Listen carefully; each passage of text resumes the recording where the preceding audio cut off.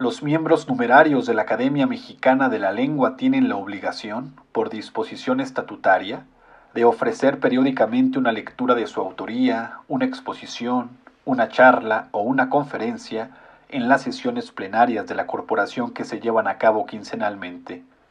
Dichas lecturas dejaron de ser privadas y adquirieron un carácter público, con el propósito de cumplir de mejor manera su función de difundir el conocimiento, no nada más de carácter lingüístico, sino de la cultura en beneficio de la sociedad. La Academia Mexicana de la Lengua es una entidad plural integrada no solo por escritores, lingüistas o filólogos, sino también por filósofos, historiadores, abogados, científicos, médicos, arqueólogos, artistas, etc. En ella convergen diversos pensamientos, ideas, visiones del mundo y posiciones políticas, de manera tal que la Academia es una corporación garante de la pluralidad y de la libertad de expresión. Sobra decir que la responsabilidad de las presentaciones y de las conferencias que cada uno de los académicos presente en esta sucesión de programas tiene un carácter individual, que no necesariamente refleja la posición de la Academia, apolítica por definición.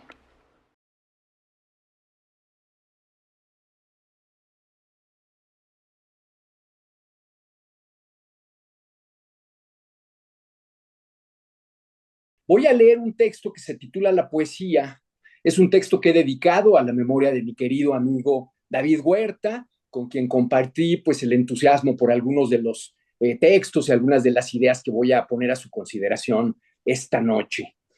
Quienes se animen a leer este pequeño libro pueden hacerlo sin temor a perderse en sus páginas. No vamos a intentar una definición del género poético, ni entraremos en disquisiciones teóricas sobre su naturaleza. Todo el mundo tiene una idea de lo que es la poesía, como la tiene del cuento o la novela. Y ese conocimiento, sin importar si es vago o impreciso, resulta suficiente para nuestro propósito. ¿Qué es lo que nos proponemos? Mostrar brevemente y con poemas nunca demasiado extensos o fragmentos de poemas, algunos recursos a los que acuden los poetas de lengua española para conseguir el ritmo y la sonoridad, la síntesis y la precisión, la profundidad y la belleza con que la poesía acostumbra acompañarse. La índole de la serie editorial donde aparece este librito impide que nos ocupemos del tema como nos gustaría, con mayor detalle y amplitud. Por eso, aunque nuestra exposición seguirá un orden cronológico, ni cubriremos todas las épocas históricas ni llegaremos a los días actuales. El objetivo, modesto pero alcanzable, es intentar contagiar por medio de sencillos razonamientos y con el menor número posible de voces especializadas y tecnicismos, algo del gusto por la lectura de la poesía. Desde su nacimiento, la poesía estuvo cerca de la música, si no es que fue con ella una sola cosa. Las más viejas canciones de origen popular, muchas de las cuales sobrevivieron en manuscritos o pliegos impresos de principios del siglo XVI, son piezas breves, de formas variadas e irregulares. Gracias al uso de un lenguaje deliberadamente reiterativo, están cargadas de una sonoridad rítmica. En el siguiente ejemplo, tomado del cancionero musical de Palacio, el poeta adopta la voz de una joven que expresa su deseo a través de la repetición y las diversas combinaciones de las mismas palabras. Alba, venid, amigo, día, que riman entre sí o con otras. Además de crear el efecto rítmico deseado, las repeticiones sirven para mostrar la vehemencia del deseo de la enamorada. Al alba venid, buen amigo, al alba venid. Amigo, el que yo más quería, venid al alba del día. Amigo, el que yo más amaba, venid a la luz del alba. Venid a la luz del día, no traigáis compañía. Venid a la luz del alba, no traigáis gran compañía. Algo parecido sucede con los romances, poemas escritos en versos octosílabos, esto es, que miden 8 sílabas, de muy variadas extensiones. Se ha dicho que en ellos se expresan el carácter y el espíritu de la lengua española mejor que en ninguna otra forma poética. Y algo tiene que haber de cierto en esa afirmación, puesto que nunca han dejado de intentarse a partir del siglo XIV, época de la que son los primeros ejemplos conservados. Hoy mismo, en todos los rincones del orbe hispánico, alguien para quien ni siquiera es forzoso saber leer y escribir, inventa poemas o canciones siguiendo su patrón formal. Aunque pueden ser utilizados para reflexiones profundas y filosóficas, los romances son ideales para contar historias y lo prueban tanto el hecho de que en ellos se escribió buena parte del teatro del siglo de oro español, como el que se han usado en los tiempos actuales en la composición de los populares corridos. Por ejemplo, los que celebran a los héroes y las hazañas del narcotráfico. Hay acuerdo en que los romances más antiguos son obra de un autor individual cuyo nombre fue extraviado. Se transmitieron de generación en generación y de poeta en poeta, cada uno de los cuales fue añadiendo o quitando lo que, según su gusto y su criterio, les faltaba o les sobraba, de tal manera que son obras únicas que concilian el parecer de muchos autores anónimos a través del tiempo.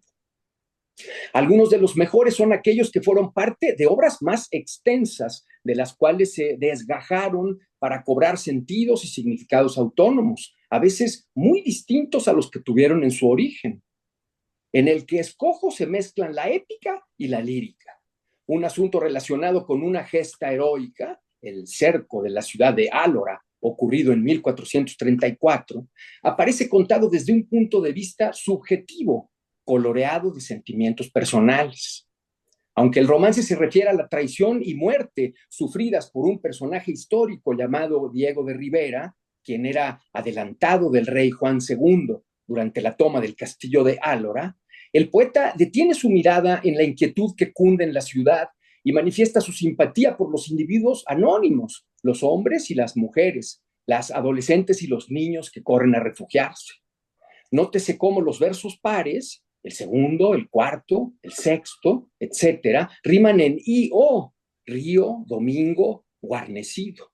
Esta rima, característica de esa forma poética en que se repite solo el sonido de las vocales, tiene el nombre de asonante.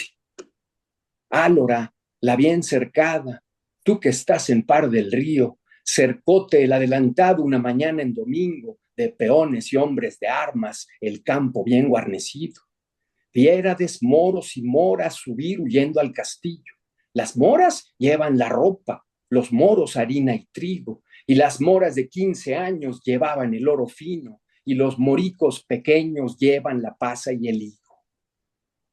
Los lectores más cuidadosos habrán advertido en este ejemplo que los octosílabos no siempre tienen 8 sílabas, como en el caso de y las moras de 15 años, que tienen 9. Si nos fijamos, las palabras 15 y años acaban y empiezan respectivamente con una vocal. Al leer el verso, se produce una fusión entre ambas letras, lo que crea una sola sílaba, de modo que debemos restar una a la contabilidad final. Esto quiere decir que no siempre coinciden las sílabas gramaticales con las métricas. No es la única consideración necesaria para analizar técnicamente un verso, pero carecemos de espacio para demorarnos en ese género de cuestiones y confiamos en que el lector interesado encontrará dónde satisfacer su curiosidad, como en los libros Métrica Española, Arte del Verso y Los Poetas en sus Versos, los 3 del manchego Tomás Navarro Tomás, todos en línea, asequibles en PDF. Uno de los descubrimientos capitales de la poesía occidental fue el verso de 11 sílabas, el llamado endecasílabo. Esta medida silábica, acentuada adecuadamente, y hay una buena cantidad de posibles combinaciones, garantiza que suene bien cuanto digamos echando mano de ella. Invento de los poetas que llamaremos italianos del siglo XIII, el endecasílabo fue especialmente difícil de adaptar a la lengua española, lo que no ocurrió sino hasta el XVI, cuando el toledano Garcilaso de la Vega aceptó la propuesta de intentarlo hecha por su amigo Juan Boscán. Antes de él, algunos poetas castellanos, talentosos y cultos, fueron incapaces de conseguirlo a plenitud. Es ilustrativo ver cómo lo intentó un hombre de letras tan insigne como el Marqués de Santillana en sus poemas hechos al itálico modo. Escuchemos estas 4 líneas suyas, tersas las 3 primeras y tropezada la última. Lejos de vos y cerca de cuidado, pobre de gozo y rico de tristeza, fallido de reposo y abastado, de moral pena, congoja y graveza. Oigamos, en cambio, la suavidad y la dulzura de estas otras, tomadas de la égloga primera de Garcilaso, donde el poeta toledano plasma una queja contra la ninfa Galatea, prototipo de mujer fría y desdeñosa con quienes la pretenden. Oh, más dura que mármol a mis quejas y al encendido fuego en que me quemo, más helada que nieve Galatea. Estoy muriendo y aún la vida temo. Témola con razón, pues tú me dejas, que no hay sin ti el vivir para que sea. Esas características han hecho que la obra de Garcilaso, cuya escritura se vio interrumpida por su muerte, provocado unos días después del asalto a una torre en el sur de Francia durante una cometida militar hecha en nombre de Carlos V, ocasión en que fue gravemente herido, sea considerada una de las cimas de la literatura de la lengua. No hay muchos más ejemplos de poesía admirada desde siempre y por todos a lo largo de la historia. Clásicos sin ocaso los llamó un especialista. Y uno de ellos es la Epístola Moral a Fabio. Su autor, el sevillano Andrés Fernández de Andrada, pasó la segunda parte de su vida en la Nueva España, donde murió quizás en Huehuetoca. Era un maestro de la precisión y la síntesis. Véase cómo en solo 3 endecasílabos consiguió trasladarnos el vértigo que provoca la fugacidad de la existencia humana. ¿Qué es nuestra vida más que un breve día, do apenas sale el sol, cuando se pierden las tinieblas de la noche fría? De nación española, napolitano de nacimiento, el capitán Francisco de Aldana puso punto final a su carta para Arias Montano sobre la contemplación de Dios y los requisitos de ella en 1577. Su rastro se extravió un año más tarde durante la batalla de Alcazarquivir en África, a donde acompañó al jovencísimo rey portugués don Sebastián, de quien era ayudante de campo, y nunca más volvió a saberse de ninguno de los dos. No fue el poeta fiel a la vida contemplativa que propuso como deseable en su gran poema dedicado al humanista Benito Arias Montano. La parte más bella de su carta es la dedicada a describir los encantos de vivir junto al mar, donde leemos esta descripción de un barco visto a la distancia. También verás correr por la marina con sus airosas tocas, sesga y presta la nave a lejos climas peregrina. Vale la pena hacer notar el modo en que el poeta construye la oración que se prolonga a lo largo de los 3 versos. Por un lado, reúne en la línea intermedia los 2 adjetivos con que califica la nave. Sesga, esto es que va ladeada, oblicua, y presta, que quiere decir que corre velozmente, de la que acaba de hacernos ver las velas. A estas las ha llamado tocas, como si la embarcación se cubriera con ellas la cabeza, igual que si fueran una cofia o un sombrero, y las ha calificado de airosas. Las agita el viento, pero al mismo tiempo son garbosas, gallardas, lo que también significa el adjetivo. Los diversos significados de cada término asoman cada vez que son mencionados, lo cual nos recuerda que para enriquecer su expresión, el poeta conserva las distintas acepciones de las palabras sin renunciar, o al menos no en principio, a ninguna de ellas.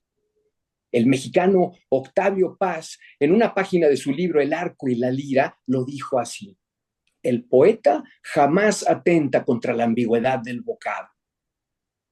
También es notable cómo el capitán Aldana desplaza al 3er verso el objeto de la oración, nave. Este orden, distinto al que usaríamos en cualquier otro contexto que no fuera el poético, ayuda a transmitirnos la sensación de traslado, de movimiento. Cada palabra añade un detalle al retrato del barco en la distancia. Y entre todas conforman una primorosa miniatura en la que todo contribuye a que sintamos algo parecido a una leve agitación o estremecimiento. Fue también en estrofas organizadas en 3 versos de 11 sílabas, los llamados tercetos, como Luis de Góngora denunció satíricamente las costumbres de la corte y los cortesanos. Andaluz como Fernández de Andrada, pero no de Sevilla, sino de Córdoba, Góngora padeció en carne propia las arbitrariedades de los poderosos. En el poema al que me refiero, habló a los arroyos de su huerta poco antes de emprender el camino de regreso a casa, desde Madrid, donde estaba asentada la corte, para pedirles que prepararan el escenario de su descanso. Imaginó la paz reinante en el entorno. el silencio mecido por las aguas, el canto de los pájaros. Entre estos destacó al ruiseñor, ave de canto famosamente melodioso, para dibujarlo en estos 3 versos magistrales. Prodigio dulce que corona el viento, en unas mismas plumas escondido, el músico, la musa, el instrumento. La gracia del pasaje no se explica solamente por la preciosa idea de que el ruiseñor sea al mismo tiempo el autor de la música que interpreta, el espíritu divino que lo anima y el medio de su expresión, sino también por el uso repetido de la consonante M, presente en los 3 sustantivos del verso final, todas las veces en la sílaba fuerte: músico, musa, instrumento, solución que hace que el tránsito de una palabra a la otra nos parezca un pequeño milagro. Da la impresión de que cada una de ellas es creada en el momento en que se menciona, como si fuera una consecuencia natural de la que la precede, lo que resulta de una extraordinaria belleza. Con endecasílabos no solo se hacen tercetos, sino también otras combinaciones estróficas, la más exigente de las cuales es el soneto, asimismo invento de los italianos del siglo XIII, aunque llevado a la perfección por los de la siguiente centuria, encabezados por el aretino Francesco Petrarca. Sus 14 versos ordenados en 4 partes, 2 estrofas de 4, 2 de 3, en combinaciones de rimas que llamamos consonantes, porque en ellas riman también las letras que no son las vocales. Se prestan inmejorablemente para desarrollar un asunto a través de un planteamiento, un desarrollo y un final de preferencia sorpresivo. Esto hizo decir al mexicano José Gorostiza en el siglo XX que el soneto permite construir poesía conforme a un modelo afortunado. Feliz, dijo él. Durante más de 700 años se han escrito sonetos, como sigue haciéndose actualmente, al igual que se escriben romances, aunque en este caso sus autores sean por fuerza poetas cultos que aceptan el desafío de vencer las dificultades que opone su modelo feliz. Para no salir de Góngora, cuya obra atravesó una larga noche del aprecio crítico para salir nuevamente a la luz hacia 1927, cuando fue restituido como uno de los grandes maestros de la lengua, vamos a ejemplificar con uno de los muchos que él escribió. Pienso en aquel en que imagina un personaje perdido en un camino de montaña, quien consigue llegar a un albergue rudimentario. Al día siguiente es atendido por una mujer de la cual se enamora. Las 2 estrofas iniciales sirven para describir la situación. En la primera lo vemos confundido, enfermo. En la segunda alcanza el lugar donde pasará lo que resta de noche. En la tercera, con el sol del nuevo día, aparece la muchacha que va a encandilarlo. Oigamos cómo lo dice Góngora. Salió el sol y entre armiños escondida, soñolienta beldad con dulce saña, salteó al no bien sano pasajero. Cualquiera puede percibir el arte con que está expresada la estampa, la equiparación de la joven con el astro mayor, las pieles de armiño en que va envuelta, el ensañamiento que el poeta describe paradójicamente como dulce con que ella saltea al pasajero, esto es, hablando de modo figurado y refiriéndose al amor que suscita en él, le roba, lo atraca y desvalija. En el inolvidable verso intermedio, soñolienta beldad con dulce saña, escuchamos, tal como ocurrió en la línea anterior y ocurrirá 2 más adelante, ya en la estrofa siguiente, el sonido reiterado de la letra más característica de la lengua española, su creación más singular, la ñ. En el último verso, el soneto, que hasta ese momento nos ha contado una pequeña aventura en tercera persona, pasa a la primera, quizás para hacernos ver que quien la protagoniza, quien la ha encarnado, sin saberlo nosotros hasta ahora, es quien habla en él. Leámoslo completo. Descaminado, enfermo, peregrino, en tenebrosa noche, con pie incierto, la confusión pisando del desierto, voces en vano dio, paso sin tino. Repetido latir, si no vecino, distinto oyó de can siempre despierto, y en pastoral albergue mal cubierto, piedad halló, si no halló camino. Salió el sol, y entre armiños escondida, soñolienta beldad con dulce saña, salteó al no bien sano pasajero. pagará el hospedaje con la vida. Más le valiera errar en la montaña que morir de la suerte que yo muero. No tienen tanta suerte los personajes de un simpático soneto que el madrileño Lope de Vega escribió para burlarse de Góngora, su enemigo literario, puesto que no son recibidos en el lugar donde desean pasar la noche. Gongorismo es como se llama la manera especialmente compleja de escribir poesía cultivada por el poeta cordobés.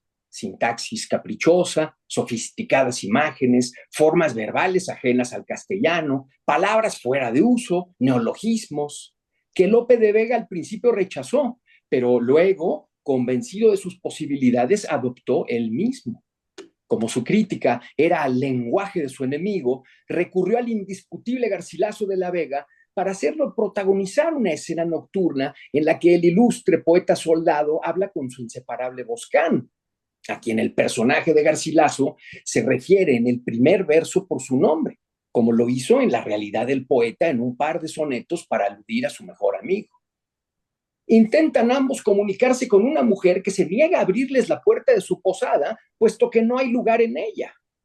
La posadera responde con frases tan oscuras y enrevesadas que el Garcilaso, personaje de Lope de Vega, termina concluyendo que les está hablando no en castellano, sino en vasco. Nótese cómo los cuartetos y los tercetos, que es como se llaman respectivamente las estrofas de 4 y 3 versos, tienen sus propias rimas o consonancias, como también las llamamos. Boscán, tarde llegamos. ¿Hay posada? Llamad desde la posta Garcilaso. ¿Quién es? 2 caballeros del Parnaso. No hay donde nocturnar, palestra armada. No entiendo lo que dice la criada. Madonna, ¿qué decís? Que afecta en paso, que ostenta limbos el mentido ocaso y el sol de pingen la porción rosada. ¿Estás en ti, mujer? Negocia Altino, el ambulante huésped, que en tan poco tiempo tal lengua entre cristianos haya. Boscán, perdido habemos el camino. Preguntad por Castilla que estoy loco o no habemos salido de Vizcaya.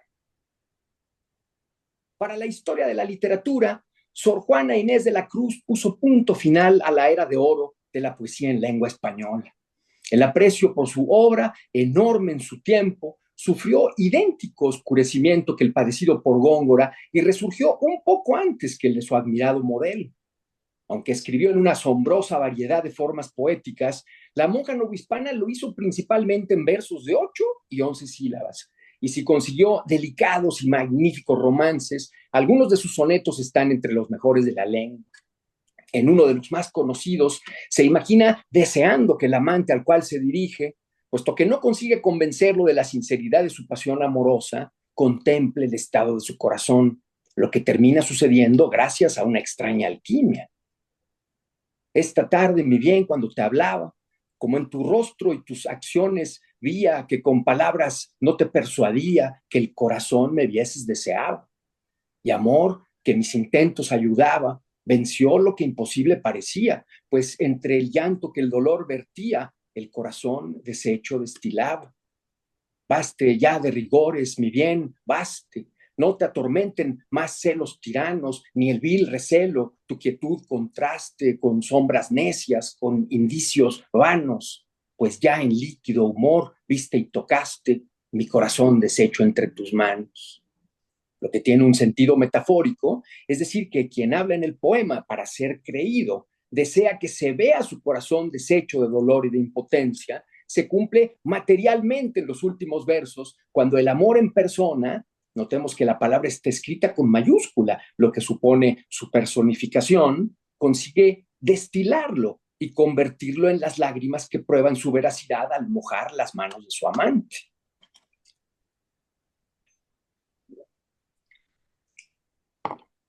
Aunque no fue entendido desde el principio el intento del sevillano Gustavo Adolfo Bécquer de trabajar con las sensaciones más que con los sentimientos, lo que terminó prefigurando la poesía moderna, sus rimas, escritas bajo el efecto de sus lecturas germánicas, especialmente traducciones de Heinrich Heine y de su interés en la poesía de origen popular, introdujeron una forma de lirismo que influyó poderosamente en cuanto vendría más tarde. En una de ellas, el poeta se preguntó si será cierto que el espíritu, al liberarse del cuerpo que sueña, asciende a una región donde se encuentra con otros espíritus.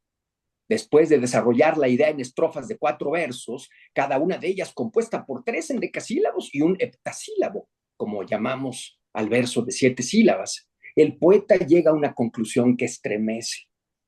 El poema está rimado en las líneas pares y de manera asonante, en todo igual a los romances, aunque al revés que estos, que pueden ser de cualquier tamaño y carecen de edición estrófica, aparezcan organizados en grupos de versos de proporciones idénticas.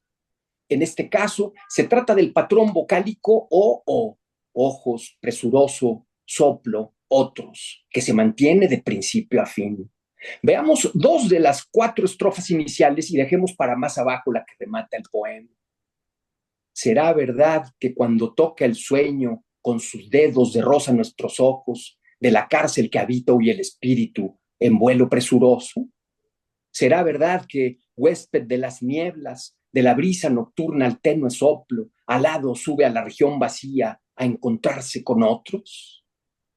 Las primeras estrofas los preparan para el efecto de los versos finales de la última, donde Becker, aunque sin estar seguro de que las visiones oníricas a que se ha referido viven dentro o fuera de sí mismo, se dice seguro de saber que hay mucha gente a la que conoce, aunque en realidad no sea así. Yo no sé si ese mundo de visiones vive fuera o va dentro de nosotros, pero sé que conozco a muchas gentes a quienes no conozco. Gracias a la rima en o que une las palabras nosotros y conozco en el segundo y cuarto versos, pero que aparece también a la mitad del tercero, se produce un doble eco enigmático que repercute en nuestra sensibilidad, al igual que lo hace el misterio de cuanto ignoramos, lo que está más allá de nuestra percepción racional. En ese ejemplo se ve claramente lo que diría casi un siglo después Antonio Machado, quien defendió la rima como uno de los principales elementos del arte poético. No es solamente una repetición de sonidos con función rítmica, sino un recurso que tiene el objetivo de provocar lo que el sevillano llamó la emoción del tiempo. Con el sonido de un vocablo, nosotros, el poeta provoca una determinada sensación en quien lee. Con la aparición del que rima con él, conozco, trae a cuento su recuerdo revestido de un sentido diferente. Suena lo mismo, pero lo hace a través de una voz con otro significado. Eso le hizo decir que la finalidad de la poesía es poner la palabra en el tiempo, pero no en el tiempo cronológico que compartimos con los demás, sino el más personal y subjetivo, exactamente lo que le interesaba a Becker.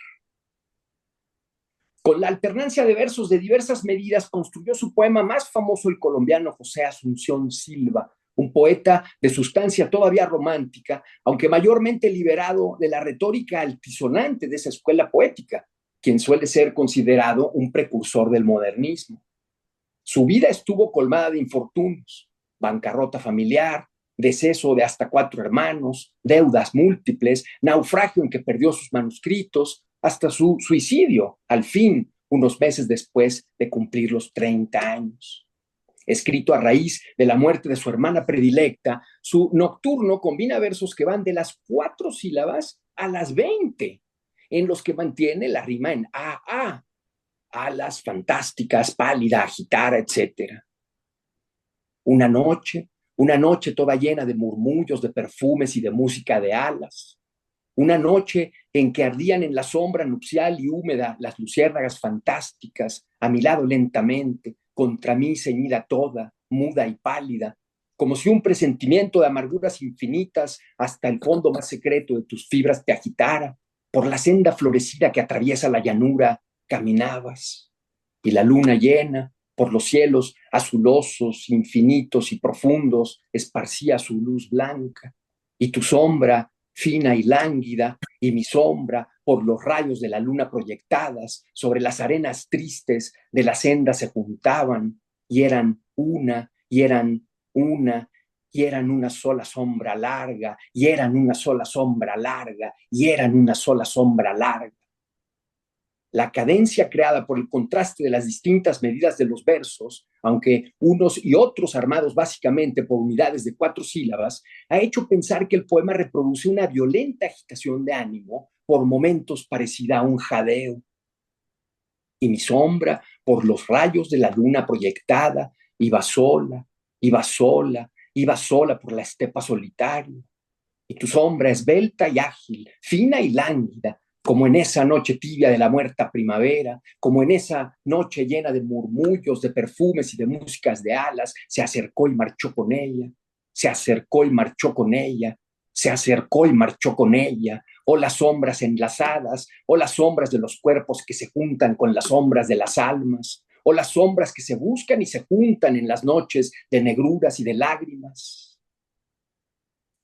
El nicaragüense Rubén Darío encabezó la revolución modernista, una manera de escribir poesía que consiguió por vez primera que los poetas del Nuevo Mundo, con los ojos, con los oídos puestos, con los ojos y los oídos puestos en Francia, adoptaran un lenguaje distinto al que provenía de la vieja metrópoli española, con lo que influyó poderosamente en ambos lados del Océano Atlántico.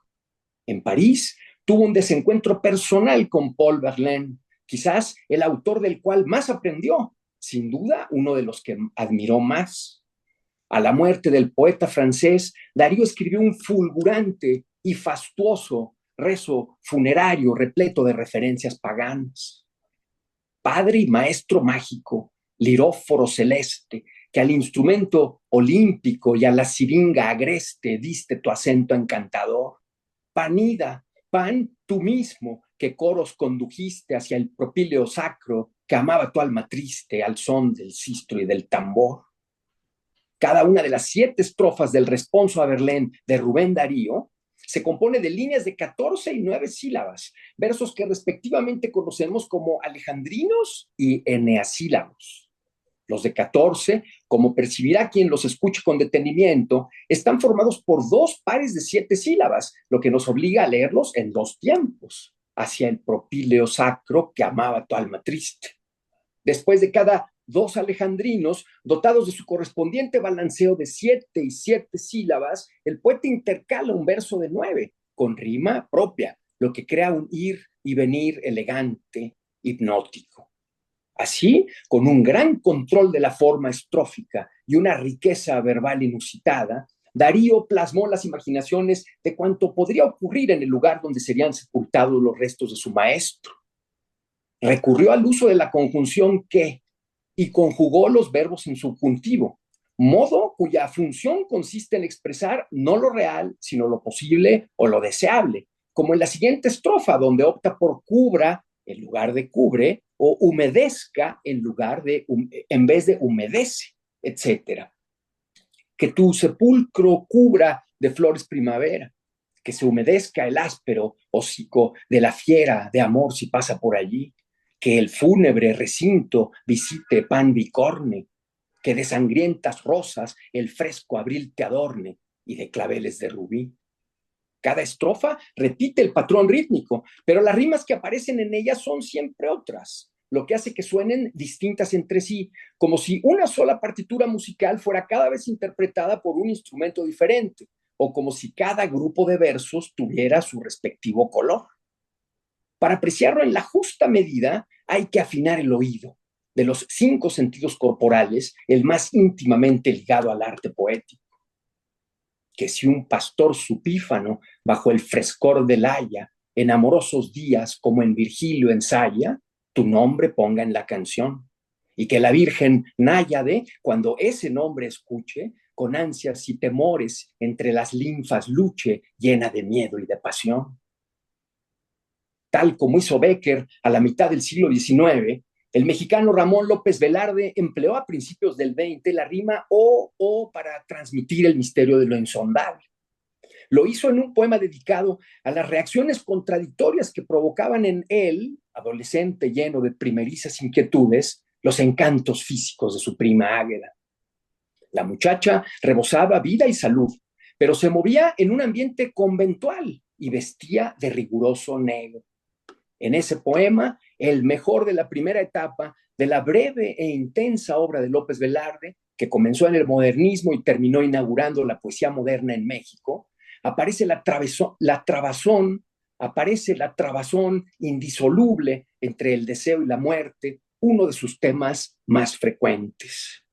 Aquí un fragmento. Mi madrina invitaba a mi prima Águeda a que pasara el día con nosotros y mi prima llegaba con un contradictorio prestigio de almidón y de temible luto ceremonioso. Águeda aparecía resonante de almidón y sus ojos verdes y sus mejillas rubicundas me protegían contra el pavoroso luto. Yo era rapaz y conocía la O por lo redondo, y Águeda, que tejía mansa y perseverante en el sonoro corredor, me causaba calosfríos ignotos. Un oído en relativo estado de inocencia puede no percibir que en un poema de 28 versos, casi la mitad de ellos terminan repitiendo esa rima, nada menos que en 12 ocasiones, a partir de la aparición de la voz nosotros, por cierto, la usada por Becker, en contradictorio, ceremonioso, ojos, pavoroso, redondo, sonoro, etcétera. Con verdadera perspicacia, una estudiosa propuso que esa rima, mantenida a lo largo de todo el poema, no es sino el prolongado "oh" con que la joven, colmado de admiración y desconcierto, contempla a su inquietante prima. La melancolía resignada de su desarrollo, la belleza de su dicción, la naturalidad del encadenamiento de las partes fundidas en un solo cuerpo, han hecho que el siguiente poema amoroso, en rigor un fragmento de una obra más extensa del madrileño Pedro Salinas, sea uno de los más memorables del siglo pasado. Miembro del grupo de poetas conocido como Generación del 27, por haber sido 1927 el año de su reunión para conmemorar 3 siglos de la muerte de Góngora, Salinas intenta responder la pregunta que lanza en los 2 primeros versos. Si el amor será una despedida que comienza en cuanto se manifiesta por vez primera y se extiende después a lo largo de todo lo que dura. Lo dice porque el acto de la separación, ya sea por desamor o muerte, es lo único que tienen como seguro los amantes. Es perfecta la alternancia de diversas medidas silábicas, de 5, 7, 9, 11, en versos que, por carecer de rima deliberada, llamamos blancos. ¿Serás, amor, un largo adiós que no se acaba? Vivir desde el principio es separarse. En el primer encuentro con la luz, con los labios, el corazón percibe la congoja de tener que estar ciego y solo un día. Amor es el retraso milagroso de su término mismo. Es prolongar el hecho mágico de que uno y uno sean 2 en contra de la primer condena de la vida. Los amantes tienen, sin embargo, una forma de defenderse de lo irremediable. Salinas lo dice en una oración compleja que es necesario desentrañar, igual que hicimos con la acuarela del capitán Aldán. Con los besos, con la pena y el pecho se conquistan en afanosas lides, entre gozos parecidos a juegos, días, tierras, espacios fabulosos, a la gran disyunción que está esperando, hermana de la muerte o muerte misma. No hay otra fórmula para intentar demorar la llegada de lo inevitable, lo que de todas maneras terminará ocurriendo. En el camino pueden conquistarse el espacio y el tiempo que vienen con su experiencia, antes del adiós que tanto se parece a la muerte, si no es que uno y otra son lo mismo. En un grupo de versos ubicados pasada la mitad del poema, el último de los cuales reúne 2 adjetivos y un verbo en gerundio en un expresivo eneasílabo, Salinas describe el sentimiento amoroso en su momento cumbre. Ni en el llegar ni en el hallazgo tiene el amor su cima. Es en la resistencia a separarse en donde se le siente desnudo, altísimo, temblando. Algunas veces, como en este caso, el poema cumple su objetivo de llevarnos a la emoción de la mano de un discurrir que reproduce, si no la lógica del pensamiento rectilíneo, una suerte de proceso argumentativo donde una idea se desprende de la anterior y la totalidad parece un razonamiento que corre sin escollos de principio a fin. El final es tan hermoso como contundente. Si se estrechan las manos, si se abraza, nunca es para apartarse. Es porque el alma ciegamente siente que la forma posible de estar juntos es una despedida larga, clara, y que lo más seguro es el adiós. En otras ocasiones, en cambio, una estructura que no se desvela del todo, sino una vez que la apreciamos íntegramente, nos proporciona el sobresalto emotivo. Es el caso del último poema que veremos, obra del mexicano Eduardo Lizalde. 7 estrofas lo conforman, cada una de ellas con sus propias características, de acuerdo con una expresión menos ceñida y más libre, en la que brilla un lenguaje más contemporáneo. Lizalde acude al artificio usado por Darío al comenzar hasta 9 versos con la conjunción que y conjugar los verbos en subjuntivo, lo cual nos hace pensar que lo que dice corresponde a su deseo. Que tanto y tanto amor se pudra, oh dioses, que se pierda tanto increíble amor, que nada quede, amigos, de esos mares de amor, de estas verduras pobres de las eras, que una sola munición de estaño luminoso, una bala pequeña, un perdigón inocuo para un pato, derrumbe al mismo tiempo todas las bandadas y desgarre el cielo con sus plumas. Sin embargo, al final del poema se produce un vuelco en su sentido que repercute en nosotros. Nunca hubiéramos pensado que las imágenes que el poeta ha reunido vayan a terminar donde vienen a ser. La creciente expectativa que ha acumulado solo se libera en la línea final, en un verso compuesto por 4 sílabas, que nos hace comprender, como nos ocurrió con el soneto de Góngora, el sentido de lo que hemos leído hasta entonces. El cambio inesperado hace que la manifestación del dolor sea infinitamente más eficaz. Vimos antes la primera mitad del poema. Veamos ahora la segunda. Copio desde allí para que pueda apreciarse mejor su efecto. Que el oro mismo estalle sin motivo, que un amor capaz de convertir al sapo en rosa se destroce, que tanto y tanto, una vez más y tanto, tanto imposible amor inexpresable nos vuelva tontos, monos sin sentido, que tanto amor queme sus naves antes de llegar a tierra. Es esto, dioses, poderosos amigos, perros, niños, animales domésticos, señores, lo que duele. Muchas gracias.